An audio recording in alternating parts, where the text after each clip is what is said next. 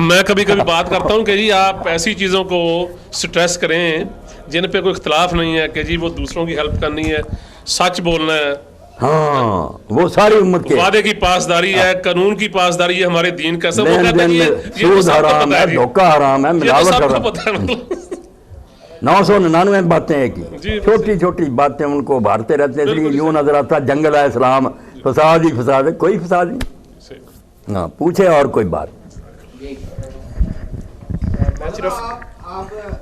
حاضرین میں یہی تاثر دے رہے ہیں کہ یہ سارے طریقے جو ہے نا اللہ کے رسول صلی اللہ علیہ وسلم نے نماز کی حضور سے بھی ثابت ہے، صحابہ سے بھی اللہ کے رسول صلی اللہ علیہ وسلم نے نماز پڑھی ہے، اس میں پہلی صدی میں ترجیح کا اختلاف تھا،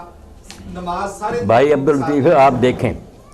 کہ ہمارے یہاں امام بخاری سے بھی پہلے ہے مصنف ابن ابی شیبہ، مصنف عبدالرزاق، یہ دو کتابیں ان کے استاد ہیں ان سب کی۔ تو مصنف ابن ابی شیبہ میں الگ الگ دو باب ہیں کہ ان کا بیان جو ہاتھ باندھ کر پڑھتے تھے، ان کا بیان جو ہاتھ چھوڑ کر پڑھتے تھے، حضرت عبداللہ بن زبیر، اور بعد میں جو تابعین کے سردار ہیں نا، یہ بعد والے امام باندھتے چھوٹتے، امام جو تابعین کے تھے نا وہ سارے چھوڑ کر پڑھتے تھے۔ حسن بصری بصرہ میں، امام ابراہیم نخعی کوفہ میں، محمد بن سیرین بھی بصرہ میں، سعید بن مسیب مدینہ نے،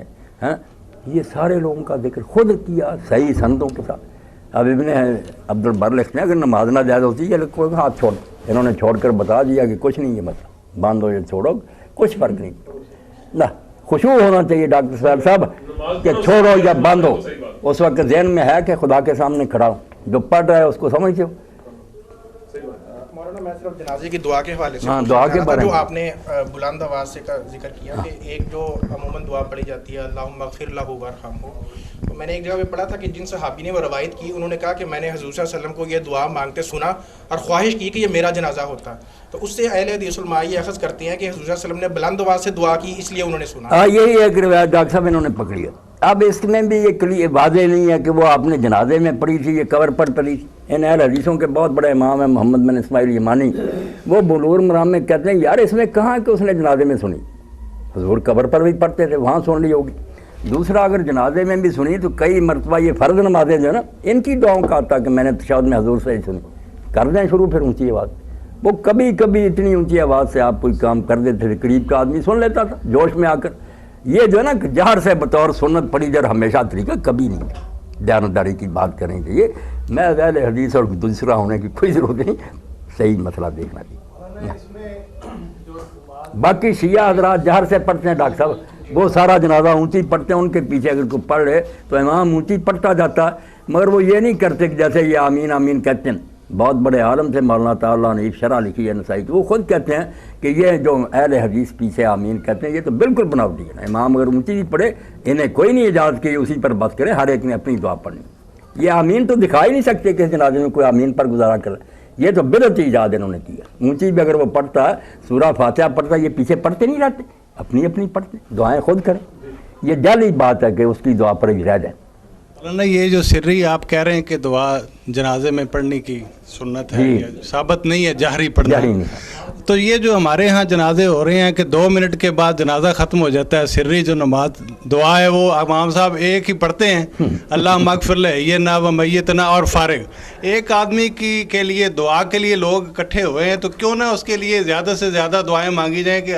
آئے ہی اس لیے ہیں کہ اس کا کچھ فائدہ ہو۔ تو اس میں آپ کیا فرمائیں گے کہ جی وہ 2 منٹ میں جو نماز جنازہ ختم کر کے گھروں کو بھاگیں تو یہ ٹھیک ہے یا تسلی سے اس کے لیے دعائیں مانگنی چاہیے؟ یہ بات دل کی باہر آ گئی، آپ ذرا سن لیں، کوئی جھٹکا نہیں کرتا خدا کے بندو، کسی کو اپنے جنازے کا جھٹکا کرنے کی کیا ضرورت ہے؟ آپ کا پڑھاتے ہوں تو ہم کہہ رہے ہیں کہ وہ جھٹکا کر رہے ہیں، وہ تو جنازہ ان کا خود پڑا ہوتا، یہ جھٹکا وغیرہ نہ کہیں، مسئلے کی بات سنیں کہ مسئلے کے مطابق ان کا جنازہ بالکل ٹھیک ہے، کوئی اس میں کثر نہیں ہوتی۔ آپ بھی ان کے ساتھ پڑھ لیں۔ حرم شریف میں کب وہ پونا گھنٹہ ایک دعا پڑھتے، رسول اللہ نے بھی ایک جنازے میں دعائیں جمع نہیں کی، ایک دعا، کبھی کسی جنازے میں کوئی، کبھی یہ اکٹھی جو ہے یہ اپنی طرف سے بنا لیا کہ لوگ گر پڑھتے ہیں، کئی بوڑھے کہتے ہیں یار کہاں پھنس گیا یہ مولوی جان ہی نہیں چھوڑتا، کوئی ایسی دعا نہیں۔ خدا آپ دیکھ لیں، اب ڈاکٹر صاحب وہ اردو ترجمہ ہی ہو گیا، ادارہ معارف نے اپنے جماعت اسلامی والوں نے کر لیا، بڑا اچھا مجموعہ، وہ وہاں سعودیہ میں ایک عالم کر رہا، بڑی تحقیق کی، فقہ عمر، فقہ ابو بکر، فقہ عثمان، علی ابن مسعود، بہت محنت کی ہے۔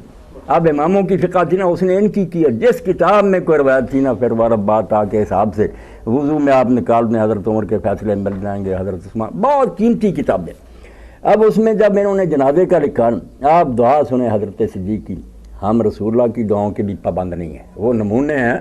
ہر شخص اپنے طریقہ سے دعا کر سکے جو وہ مناسب سمجھے، یہاں پابندیاں نہیں۔ غلط بات ہے کہ طواف میں یہ کریں وہ کریں، ہر آدمی کو چھٹی ہے، وہ نمونہ حضور نے ایک دے دیا کہ یہاں تم دعا کر سکتے ہیں جو ہمارا جی چاہے۔ اب صدیق اکبر رضی اللہ عنہ کی دعا سنیں، کتنی چھوٹی ہے، ڈاکٹر صاحب تو جھٹکا ہی کہیں گے، میں کہتا ہوں اس کے بعد لمبی دعاؤں کی ضرورت نہیں۔ اللہم عبدو کا اسلم الاہل والآل والعشیرہ والذنب عظیم وانت الغفور الرحیم، بس ختم، کہ یہ تیرا بندہ ہے، اس کے خاندان اور قبیلے اور رشتہ داروں نے اب اس کو تیرے حوالے کر دیا، سب ساتھ چھوڑ گئے، اور ہم مانتے ہیں کہ اس کے جرم بہت زیادہ ہیں، مگر تو بخشنے والا اور مہربان، کوئی کسر رہ گئی؟ آپ 1000 دن لگے رہیں، کیا بیان کریں گے؟ یہی کہیں گے کہ اللہ تیرا بندہ ہے، کوئی دخل نہیں دے سکتا۔ اللہم عبدو کا اسلم الاہل والآل والعشیرہ، جن پر اس کا بھروسہ تھا وہ آل قبیلہ خاندان اب اس کا ساتھ چھوڑ گئے، تیری عدالت میں پیش ہے، والذنب عظیم، گناہ واقعی بڑے ہیں، وانت الغفور الرحیم۔ اس لیے نہ کہیں جھٹکے، نہ کوئی اور بات ہے، خدا کے لیے سب کی بات توجہ سے نماز کا ٹائم ہو رہا ہے، مولانا سے درخواست ہے کہ کسی کتاب میں نہیں لکھی، کسی جنازے کتابوں میں کہتا ہوں اس میں پڑھے نا فقہ ابو بکر اور فقہ عمر میں، وہ ساری جلدیں میں نماز کے لیے میری باتیں ہیں کہ خدا کے لیے ایک ہو، تم رسول اللہ کی بیٹے ہو، حضور کی بیویاں تمہاری مائیں، ہم سارا خاندان ایک، چھوڑو ان باتوں۔ جنازگاہ میں 2 میتیں آ گئیں، مولانا نے کہا کہ جی کہ دونوں کا الگ الگ جنازہ پڑھایا ہے، یہ صحیح ہے یا غلط ہے؟ بیٹا کیسی غلط باتیں؟ حضرت عمر رضی اللہ تعالیٰ عنہ کے گھر تھی حضرت علی رضی اللہ عنہ کی بیٹی، حضرت فاطمہ کے بطن سے، ام کلثوم اس کا نام تھا، اس سے ایک بچہ بھی پیدا ہوا، زید، ایک بچی بھی پیدا ہوئی۔ اب زید اور اس کی والدہ نا ایک ہی دن مرے، اللہ کا کرنا، یہ بھی نہیں پتہ چلا کہ ان میں سے پہلے کون فوت ہوا، اس سے کئی مسئلے حل ہوئے۔ ایک تو یہ ہوا کہ اگر 2 آدمی اس طرح مر جائیں کہ ان کی موت میں سے تقدم و تاخر کا تعین نہ کے پہلے کون، وہ دونوں ایک دوسرے کے وارث نہیں ہوتے، دو وراثت ملنی تھی نا، کیونکہ یہ نہیں طے ہوا کہ پہلے کون مرا، نہیں، اوروں سے وراثت ملے گی، یہ آپس میں وراثت نہیں لے گی۔ جنازے کے لیے بھی جب لایا گیا، حضرت حسین بھی تھے، حضرت حسن تھے اور صحابہ سے، دونوں کا اکٹھا پڑا گیا، پڑا اس طرح گیا کہ امام کے آگے بچہ تھا، اس سے آگے قبلے کی طرف عورت تھی، اس طرح لائن میں رکھے گئے اور ساتھ ہی جنازہ پڑھایا گیا۔ اس لیے کیا ضرورت ہے الگ الگ پڑھنے کی، 1000 بھی ہو، دعائیں کریں۔ اس جنازے میں تو مولانا بہت شدید بحث ہو گئی تھی، بحث پھر بے علمی سے ہوتی ہے، وہ مان ہی نہیں رہے۔ الحمدللہ۔